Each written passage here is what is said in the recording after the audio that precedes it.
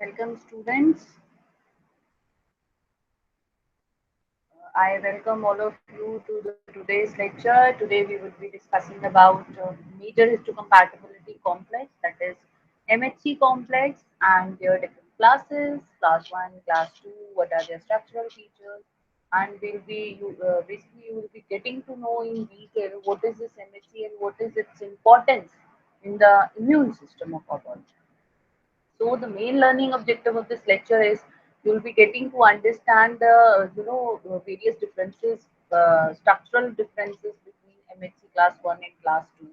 What are they all about? How they interact with the peptides? How they present the antigens, foreign antigens onto the cell surface.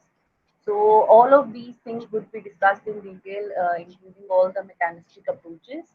So at the end of this lecture, you would be having a detailed insight about the structural and functional relatedness between these MHC1 and MHC2 and their mechanistic approaches for catering the fungal foreign antigen or you can say infectious infections if it is happening in the body. So let's get started, starting with its brief introduction that what is MHC. MHC, it's basically a linked cluster of genes. We call it as major histocompatibility complex, and those genes they are organized in such a fashion that their products play a very important role in intracellular recognition between self and non-self molecules. Because of these MHC molecules, our body is able to discriminate between self and non-self. However, this complete MHC region, it is a multiple loci region that play a major role in validating whether a particular transplanted tissue, cell, or organ, whether it would be recognized as self and non-self, because it also acts as a prominent transplantation antigen. So that is why they are known as histocompatible compatibility complex, because if these antigens are compatible between the donor and recipient, at that time, that means the organ or tissue would be recognized as self. That means they are histocompatible. If they are not recognized as self molecules, in that case, they are known as incompatible or histoincompatible. So the major concept of histocompatibility that basically arise from the skin grafting procedure that happened to perform at a first stretch. Because of that, we got to know that these MHC molecules they also act as transplantation. As you can see in this picture, this is a donor mice who is providing a skin graft, and this is the histocompatibility recipient. Suppose if it has received the skin from this very donor, if its body would be recognizing the skin as self, that means if the recipient body will undertake this skin graft as a as a part of your body, only then you would be saying that the yes the transplantation would be successful because of the histocompatibility. However, if it is not compatible, in that case the rejection of that very graft would be happening. So because of that, the histocompatibility complex or histocompatibility concept was originated. Now, talking very briefly, I'll be discussing about some nomenclature part of this MHC. As this MHC word is derived from, the first letters of this major histocompatibility complex. However, there are some minor histocompatibility antigens also that those are expressed onto the cell surface. And all of these, they are also proteinaceous in nature, and their peptides are loaded onto these major histocompatibility complex molecules. However, we call it as a generic name because in the humans, this MHC gene, this MHC antigens, they are completely localized on a region known as HLA, that is human leukocyte antigen. However, in case of murines or in case of swine, it would be different. For example, in case of swine, we call it as SLA, that is swine leukocyte antigen. So, in case of mouse, this MHC name is quite different. We call it as H2, that H stands for histocompatibility 2. Now, as we have just talked about that this MHC is a large genetic complex with linked cluster of genes are there. There are multiple loci. However, these multiple loci they basically gave rise to two major classes of MHC or membrane bound glycoproteins. Those are class 1 MHC molecules and class 2 MHC. So this is the complete organization of this MHC. As you can see in human beings, these MHC genes, the complete HLA gene that is comprising of this MHC, genetic region is organized at chromosome number 6, that is 2 at the short arm, that is P arm of chromosome number 6. It is around 4,000 kilobase per long, and it is mainly divided into three main regions, that is 1, 2, and 3. And each of these regions, 1, 2, and 3, they contain many loci, many genes, and they code for different type of, MHC molecules. As you can see, this is a cell type, and with this is the chromosome number 6. You can see there are different nomenclature is given: A, C, D, G, R, D, Q, D, P. Now, if you go on enlarging on this very part, this is the HLA gene that is around 4,000 kilometers long, and here this is the HLA, this is the centromeric part. If you will enlarge this complete segment, so this is the HLA. Now our main focus is HLA gene. So this HLA gene, if you enlarge this portion, so it is something like this: A region, C region, B region, and this B region is further divided into these segments, that is BP, BO, ZX, DQ, DR, of which this BP, DQ, DR are the main ones. Now let's discuss how and different and which of these genes code for different class of MHC molecules. Which gene will be coding for class MHC1, which will be coding for class MHC2 and all. So as we know that this region is located at short arm of chromosome number 6 in case of humans. However, this gene in the case of mice, it is located at the chromosome number 17. So this is the complete organization in case of humans, as you can see here.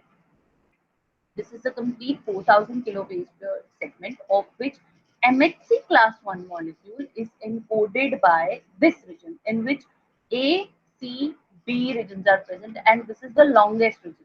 It is around 3,000 kb. However, the 500 kb, the smallest unit, it goes for MHC2 molecules, and the major genes that are arranged are BP, GQ, and GR. These shown in the red color. However, there is a short segment, and there are some overlapping regions, due to which a third class of MHC3 is also included, but that too at a a very small extent. So this region 3, that is coding for class MHC3, it is basically lying between both the regions, class 1 and class 2, of which region 1 would be the longest and region 2 and 3 would be the shortest. Class 1 MHC gene are organized into three main loci, that is A, C, and B, that I just shown in the picture. And class 2 MHC is organized into three main loci, that is BP, DQ, GR in the region 2. And there are, however, many loci in the region 3 for which MHC class 3 molecules are being included. So this is the same picture, as you can see. A, B, C, and their subparts are also being shown. BP, GQ, GR. This is the class 2 region. This is for class 3 region, and this one is for class 1 region. Separate genes, the organization is being displayed. Now the point is, because of this, complete organization, MHC molecules, MHC genes are found to be highly polymorphic, because different type of individual express different type of feelings. As you must have seen that there are DP. In that DP, there were many parts: DP1, DP2, DP3. So because of the organization of these alleles, each and every person is expressing different type of MHC molecule onto their cell surface. Due to this, and the main reason is due to multiple gene loci, there are multiple alleles for different loci, and a phenomena known as codominant expression. That there is a possibility that two alleles are being expressed at the same time at a single gene locus of interest. So, this class 1 polymorphism, first of all, we will be discussing about MHC class 1 polymorphism. The locus is ABC. So, we have written HLA-A, HLA-B, and HLA-C. How many alleles are present? At the A region, there are 218.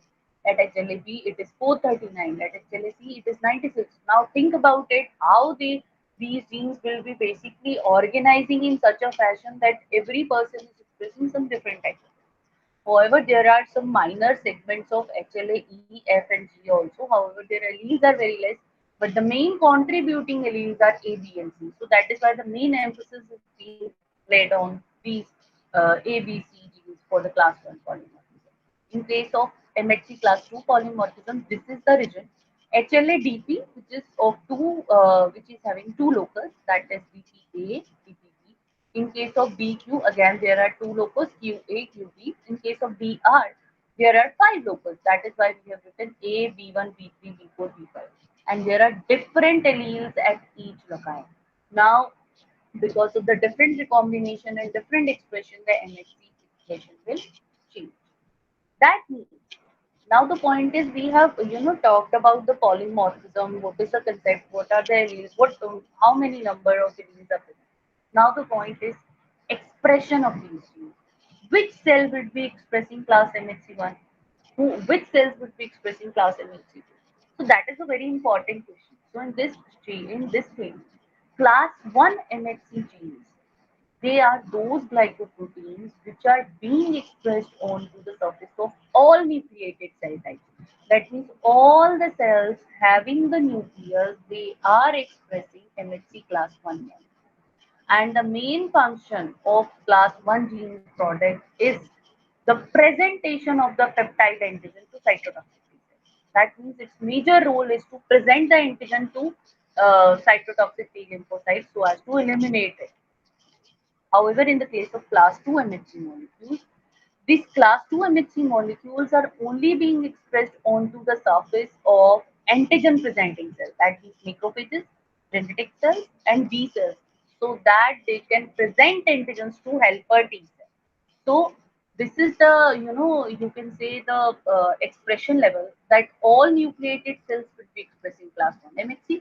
Antigen presenting cells would be expressing class 2 MHC. RBCs, however, would also be expressing it. In conjunction with this class 1 and class 2, the class 3 MHC gene also includes some secreted proteins that that are having some immune functions. For example, complement proteins, they are coding for tumor necrosis factor.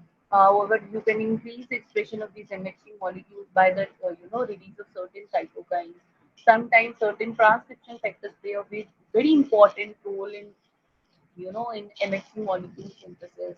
So, because some of the viruses, to protect themselves, they down-regulate the MHC expression. For example, cytomegalovirus or hepatitis B virus. So, all of these viruses sometimes affect the expression. So, let's talk about the structural features of these class 1 and class 2 MHC molecules, how they are different from each other. So, the first is class 1 MHC molecule, as you can see. This is the structure of class 1 MHC molecule. In the class 1 MHC molecule, it is basically having two non-covalently linked polypeptide chains. This is the first chain, this dark blue one, and the light blue one is the second chain. And this complete MHC is encoded by 44 to 47 kilodalton protein molecule and one non-MHC encoded 12 kilodalton beta 2 microglobulin, that is this one. So the point is, main thing is these two polypeptides, out of which one is of molecular weight 44 to 47 kilodalton. That means this one, in which you can see alpha 1, alpha 2, alpha 3, and this small region, it is of 12 kilodalton, that the name is beta 2 microglobulin, of which this alpha chain is encoded by the genes which are present in the A, B, and C region of HLA complex. And this A chain has three parts, that is alpha 1, alpha 2, and alpha 3. And each of these domains, alpha 1 and alpha 2, alpha 3, it contains about 90 amino acids each. There is one transmembrane domain, as you can see, this is basically spanning the cytoplasmic membrane. This is of 25 amino acid, and there is a cytoplasmic tail also, which is being projected inside the cytoplasm. It is around 30 amino acids. So this is the first polypeptide chain, and this is the second polypeptide chain. If you see the 3D structure, in that case you can easily distinguish between these two things. This is the alpha 1, this is alpha 2, this is alpha 3, and this is beta 2 microglobulin. However, the main peptide binding cleft is between alpha 1 and alpha 2 in case of class MHC1 molecule. This is very important. However, this dotted line that is being projected here, it is basically showing the presence of disulfide bond, so that the domain formation can be complete.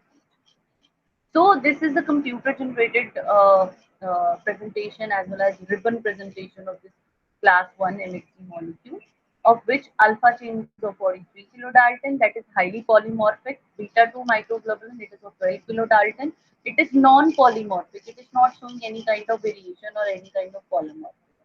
And between this alpha 1 and alpha 2 is the main peptide binding there. That means the foreign antigen peptide would be binding here, that would be presented onto the surface of cell. As you can see, onto the surface of cell, it would be projected like something like this: alpha 2, alpha 1, alpha 3. This is beta 2 microglobulin, and here would be the peptide molecule that would be recognized by cytotoxic 3 microglobulin. However, this beta 2 microglobulin, that is a smaller polypeptide, it is covalent, non-covalently linked to the alpha 3, which is encoded by a gene present onto the chromosome number 15. However, it is very necessary for the expression of class 1 MHC, of which alpha 1 and alpha 2 regions are forming a deep cleft so that peptide or antigen can be, can swift into that and it can bind over there. So this is the complete structural part, and these are the ribbon diagrams. Now talking about class 2 MHC. Now what is the difference? However, the structure is more or less similar to class 1 molecule. There are again two polypeptide chains, but those two chains are non-covalently associated chains, of which there is one chain which is showing two domains, alpha 1 and alpha 2. It is of size 32 to 34 kilodaltons.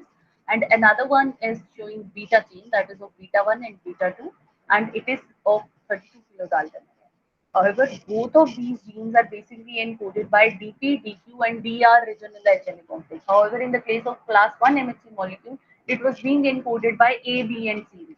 However, in this case, each alpha 2 and beta 2 domain is further followed by a transmembrane domain and then a cytoplasmic domain. This is the same thing that is happening in the case of class 1 MHC molecule. However, in this case, beta 2 is the region that binds with the CD8 T cell receptor, and the main peptide binding cleft is between alpha 1 and beta 1. However, in the case of class 1 MHC molecule, it was between alpha 1 and alpha 2. So the peptide binding would be, over here. However, both of these domains are not held together by any kind of covalent bond. So this is the complete expression profiling of MHC molecules, that how they differ between the tissues. As we have just discussed, the class 1 MHC molecule, it is being expressed on all nucleated cells, and class 2 MHC molecules, it is being expressed on the surface of antigen presenting cells, and like macrophages or dendritic cells or other cells. However, viruses can also infect all cell types of type of cells also that live in the red blood cells. As you can see over here, these are the lymphoid tissues in which T cells, MHC class 1 molecule will be expressed on it. B cells would be expressing it, macrophages, other antigen presenting cells. How epithelial cell of the thymus would also be expressing, but that too in a very small amount. Other nucleated cells, however, the non-nucleated cell is RBC, so it is not expressing it. Or in case of class 2 MHC molecule, the expression is being varied because it would be only presented by, it would be only expressed onto the surface of antigen presenting cells. As you can see here, macrophages, antigen presenting cells, epithelial cells of the thymus, or some B cells. However, the other type of cells are not expressing. So this MHC molecules basically they function as antigen recognition molecules, because the main function is to present the antigen. That means if they will recognize the antigen, only then they will be able to present it. So they act as an antigen recognition molecules, but they do not possess the fine specificity against a particular type of antigen, or they do not show a particular characteristic just like an antibody or just like an T cell receptor. However, they can bind to broad range of antigenic peptides that are derived due to the intracellular digestion of many antigenic molecules. And this thing is applicable, in both in case of class 1 and class 2, because in both these type of molecules, the distal region of different alleles are in wide range of variation in their amino acid sequences, and because of that, a different kind of cleft is formed. However, the different allelic form of the genes, they also encode for class 1 and class 2 molecules, and they confer different structural differences between the antigen binding cleft with different specificity. That is why the T lymphocytes are being recognized differentially. So these are the complete comparative between the class 1 and class 2 MHC, that the polypeptide chain in case of class 1 MHC molecule. So the first is it is having a single alpha chain and non-covalently linked to the beta 2 microtubule chain. However, in case of class 2 MHC, single alpha chain is non-covalently linked to a single beta chain. Distribution, that means the expression on two type of cells, that is MHC molecule 1 would be expressed on all nucleated cells. However, MHC class 2 molecules would be expressed only to the antigen presenting cells. Composition of antigen binding cleft, that where the antigen would be resting upon. In that case, in case of class 1 MHC, it is between alpha 1 and alpha 2. However, in case of class MHC 2, it is alpha 1 and beta 1. Now, what are the binding sites? In case of class 1 MHC molecule, the alpha 3 domain is the major site for CD8 positive cell. However, in case of class 2 MHC, it is beta 2. Size, what is the size, that how many, what should be the peptide size that we can accommodate? In case of class 1 MHC, they can accommodate small antigenic peptides that ranges between 8 to 11. However, in case of class 2 MHC molecule, they can accommodate large peptide residues ranging between 10 to 30 amino acids. Now, from which kind of genes they are being encoded? In case of class 1 MHC, they are being encoded by A, B, and C genes of HLA, and in case of class 2 MHC, it is being encoded by DP, DQ, DR. Now, how they basically help in the communication of the cells in the body, because the main cell-to-cell contact by a various kind of cell surface receptor is the main thing. Cell surface proteins, or the markers that are being expressed onto the surface of any type of cells, they are known as CDs, that is cluster of differentiation. As you can see, this is a T cell who is expressing T cell receptor. The marker is CD28. This is the dendritic cell, that is an antigen presenting cell. It is expressing class MHC class 2 molecule. So these markers basically aid in further communication, CD28 and B cell. Now, with the help of soluble mediators such as cytokines or chemokines in support to that also mediate the infection, that is interferon gamma or some interferon. Now, there are few more concepts, that what are exogenous antigens and endogenous antigens. Exogenous, as the name suggests, these are those antigens that enter inside the host from the external environment, for example, due to bacterial infection, viral infection, or some drugs, because they are basically entering inside the body with the help of endocytosis or phagocytosis.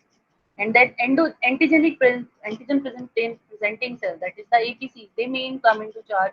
They recognize that, they process that, then they present them to the endocytic processing part. However, in case of endogenous antigens, these are those antigens that are produced within the host cell. That means they are not extracellular. They are not coming from the environment. They can be the product of some genetically mutated cells, or due to some, cells that has been previously infected, or some tumor cells. So there are many more, things related to this. Now the point is why we are discussing this thing. This the point is we would be discussing in detail how these peptides are basically interacting with MHC molecules and how they are getting processed. So in that context, we must know about what are the types of antigens also. Because as you see, in case of endogenous antigens, in that case, class 1 MHC molecule is the major thing that would be recognizing these molecules. That means endogenous antigens are degraded into peptide fragments. They will be binding upon onto the class 1 MHC molecule inside the endoplasmic reticulum. Then this would be transported to the cell membrane and it would be presented. Now there are few more terms, that is autoantigen. That means those antigens that are belonging to host itself. For example, sperm and corneal protein. Alloantigen. Alloantigen means that is derived from some other members of the species of the host. And this plays a major role whenever you are going for any transplantation procedure or some blood transfusion reaction.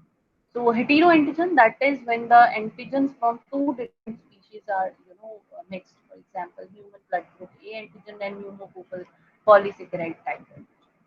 There are few more examples to it. TD antigen and T1 antigen, that is T cell dependent antigens are those who do not directly stimulate the production of antibodies, because they need the help of helper T cells, because these proteins are T dependent antigens. There are other type T cell independent antigens. That means that they will directly stimulating the T cells to, get activated into plasma cells and produce the antibody. They do not require any kind of T helper cell. Now there is another class that is super antigen. Now these super antigens are basically, as you can see, this is the helper T cell, and on this side this is the antigen presenting cell. And this is showing T cell receptor. Here it is showing class 2 MHC molecule, and it is presenting the peptide. Super antigens are basically some additional antigens that aid in the identification of these molecules. So this is the conventional PCR recognition. This is the conventional part, the conventional procedure in which what is happening. This is the APC. It is presenting the peptide and it is being recognized by helper T cell. Now in this case, activation of peptide and specific T cell clones is only providing protective immunity. However, in case of super antigen, when the super antigenic molecule, a moiety would be attached to this class 2 MHC and TCR gamma 3, it would be that near about 2% of all the T helper T cells would be expressing the, would be get activated. That means they will undergoing the polyclonal activation. So all of these things are basically, very important in the host defense. If you talk about, this is the example of, against intracellular infection by viruses. So this is a virus infected cell, and the virus are being channelized. Now, what happens is cytotoxic T lymphocytes, it kills the infected cells. So if you see it under the microscope, so something like this could be apparent. However, against intracellular infection by mycobacteria, how our host system acts? So mycobacteria is inside. Here is the lysosome. What is happening? Phagolysosome would be forming, and these antigenic peptides are being recognized by the T helper cells. And these T helper cells, cytotoxic T cells, they are basically, expressing polypeptides, or they are undergoing some polyclonal activation or differentiation so that they can initiate the cytotoxic activity. Now the point is how all of these things are basically helping in, binding of MHC molecules and peptides. These were the peptide binding sites. We have just discussed these things. That in case of class 2 MHC molecules, there are alpha chain, beta chain, base of beta 2 terminus. In case of class 1 MHC molecule, this is the thing. So how these peptides bind to, a particular molecule. In case of class 1 MHC molecule, peptide binds to MHC1 molecules through structurally related anchor molecules. Because as you can see, there are free amino. This is the free amino group. This is the free carboxyl terminal group that basically help in maintaining or stabilizing the contact. These are the peptidic molecules. Peptides are eluted from two different MHC class 1 molecules are being shown. This is 1, this is 2, and furthermore, in which anchor residues, that means those residues that are acting as a base, they are shown in the green color, but not identical. They are not identical with each other, but they are somehow related. However, in case of this, F and Y are both aromatic amino acids, in which B, L, and I are large hydrophobic amino acids. And MHC class 1, whenever the peptide is not present, it would be quite unstable onto the cell surface.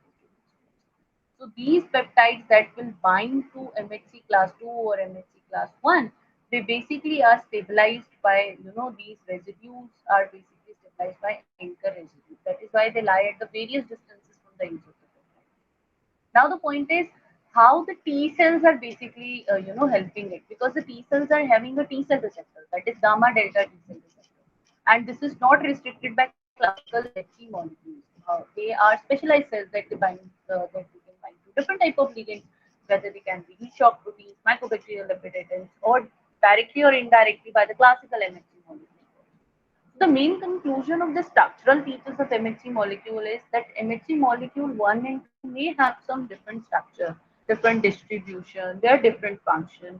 However, the peptides that bind to class 1 MHC and class 2 are, they are derived from different compartments, and they are of different length also. The expression of class 1 MHC molecules that can further be regulated by interferon gamma. However, there are many complex antigens that are, being processed and then presented with MHC molecules. So, if you want that a particular foreign antigen to be recognized by the T cell, First of all, that foreign antigen must be degraded or chopped into small peptides. And then they would form complex with class 1 and class 2 MHC. And then the process of antigen processing and presentation starts. So, how the peptide is basically binding to MHC molecule. Each class, that whether it is class 1 or class 2 MHC molecule, they have a single peptide binding site. That is in the case of class 1 MHC, it was alpha 1 and alpha 2. In case of class 2 MHC, it was alpha 1 and beta 1.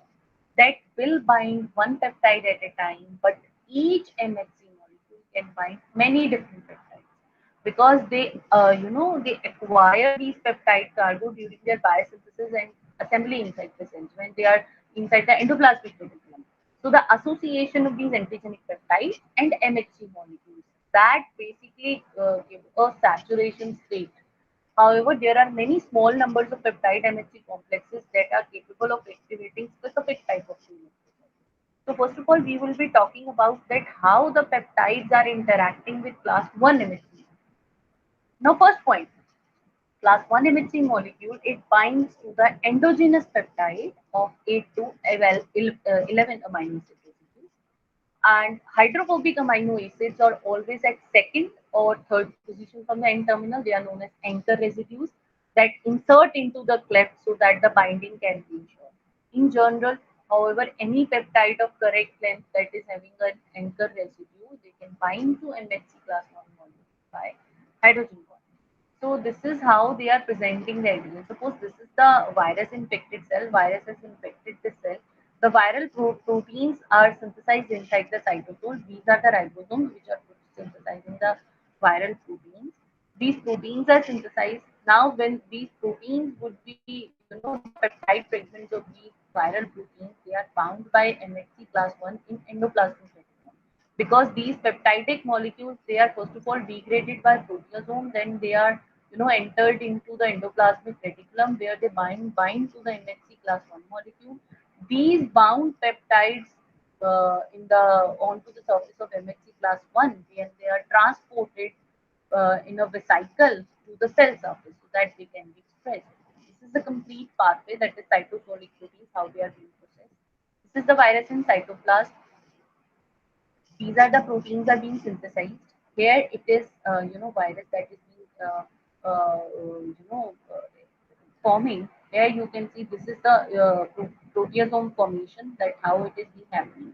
Here the viral protein is synthesized. This complete ubiquitinated viral protein is synthesized here. After that, the proteolytic degradation of this viral protein would be happening in this proteasome. What is happening? It is a cylindrical shaped, like this. This is a complex, as you can see, and the peptides are entering inside this, and they are being, coming out of it in the form of small peptides, as you can see. This is the proteasome, the purple one. The peptide protein is being entered and it is being shredded into small parts. These peptides are then entering into the endoplasmic reticulum. This transport of peptides from cytosol to ER. Because from cytoplasm, they will be entering inside the endoplasmic reticulum with the help of TAC transporter. This is the transporter associated protein with the help of which these peptides are entering inside. Here, the class 1 MHC molecules are also being synthesized. These class 1 MHC molecules would be binded upon by this peptidic molecules. They will be transported out of the endoplasmic reticulum and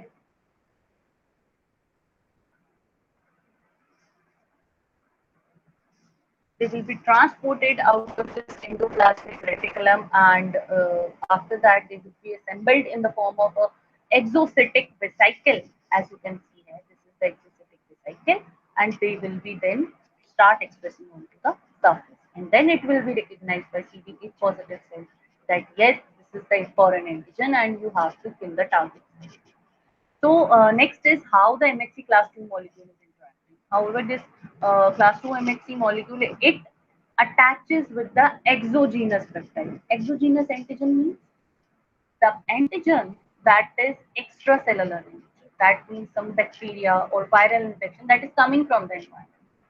So these exogenous peptides can be of length 10 to 30 amino acids. However, there are no anchor residues needed. The central 7 to 10 amino acids that are present in the center, they are the main critical ones that ensures the strong peptide binding, and they are mostly rich in aromatic and hydrophobic amino acids.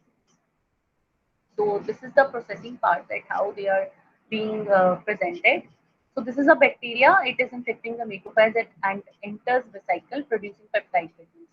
Now one important point over here, we have discussed this thing that class 1 MHC molecule, it is being expressed by all nucleated cells. That is why its main function is in intracellular or processing of endogenous antigens. However, the class 2 MHC molecule, it is being expressed only onto the surface of antigen presenting cell. That is why the macrophage example is being taken over here. Bacteria is infecting the macrophage. It is entering inside it, forming a vesicle. The peptide fragments are being formed. Here, the bacterial fragments could be bounded upon by class 2 MHC in the vesicle. These bound peptides then would be transported out of the cell and it would be expressed by onto the surface of class 2. These are in the case of B cell, antigen bound by the B cell surface receptor, that is BCR. Antigen would be internalized, the peptide is there, the class 2 MHC molecule will form the vesicle and it would be expressed on. This is the complete pathway of class 2 MHC pathway, and it is mainly working in the case of vesicular proteins, as you can see. This is the uptake of extracellular proteins from the vesicular compartment of APC, endocytic vesicle. This is the protein antigen. First of all, the processing of internalized proteins in the endosomal and lysosomal vesicles, because as we have discussed this thing in the in the lecture of phagocytosis also, that they are being internalized and phagolysosome formation is there. Then lysosomal lytic enzymes, they degrade that very antigens into peptides. So this is actually that part. So after the peptides are generated, herein you can see in endoplasmic reticulum, this with the help of these chaperones, these class 2 MHC molecules are being assembled. These class 2 MHC molecules are then transported to the Golgi. From Golgi, they are forming the exocytic vesicle, and they are reaching at a site where these shredded peptides are being uptaken by these class 2 MHC molecules.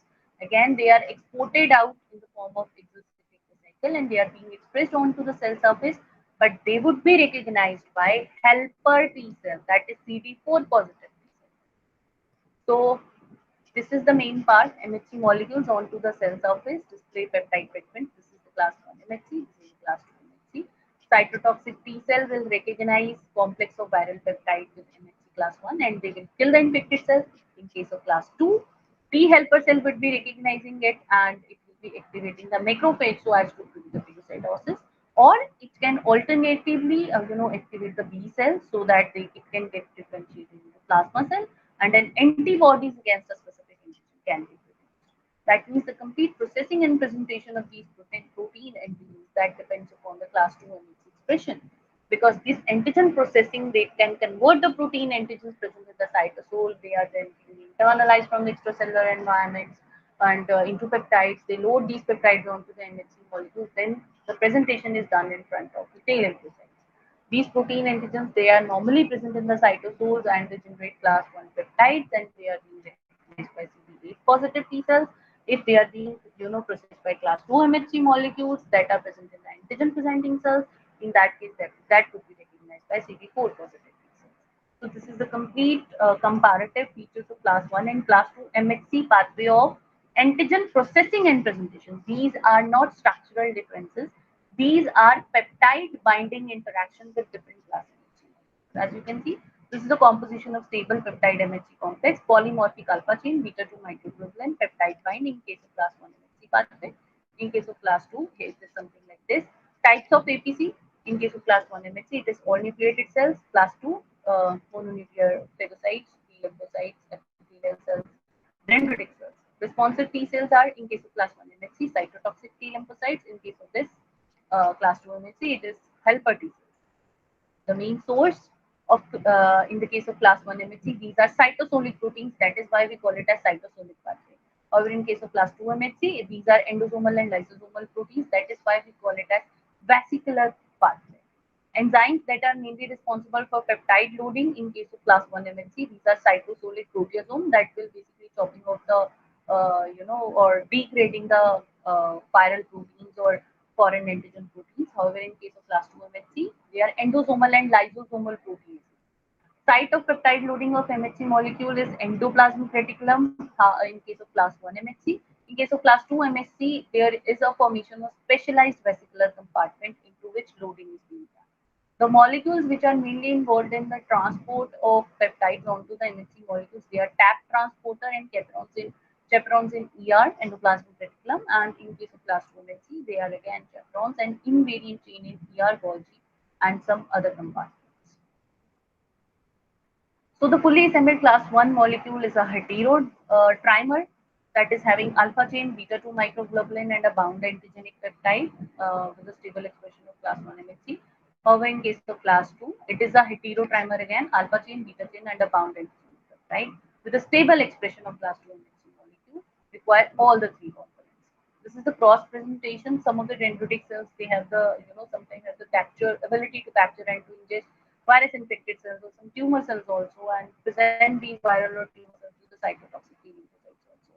So this is the virus infected cells. This is the antigen captured by dendritic cells, and the cross presentation is done. Yeah, that means instead of helper T cell, they are presenting these cells to the cytotoxic T cells so as to undergo the clonal expansion.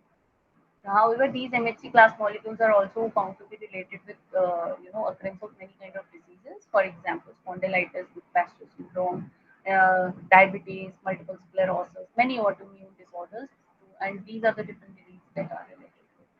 So the complete MHC restriction, in nutshell, we can say MHC restriction is there, and basically it refers to the fact that T cells will recognize the peptide antigen only when it is bound to a particular MHC molecule, whether it is MHC class 1 or it is class 2. So this is the thing. In case of helper T cell, class 2 MHC is the major key player, and in case of cytotoxic T cells, your class MHC 1 is the major. That is for today. These are the few MCQs pertaining to this lecture in which all of these things, the peptide binding, their structural features, functional features, and what are their differences in their pathway, their structures, their functions, and the complete comparative and how they are being restricted by different type of helper T cells or cytotoxic T cells. All of these things pertaining to all of those concepts, the MCQs are being designed. It is already uploaded onto the LMS, so you people can attempt it from there. Thank you so much.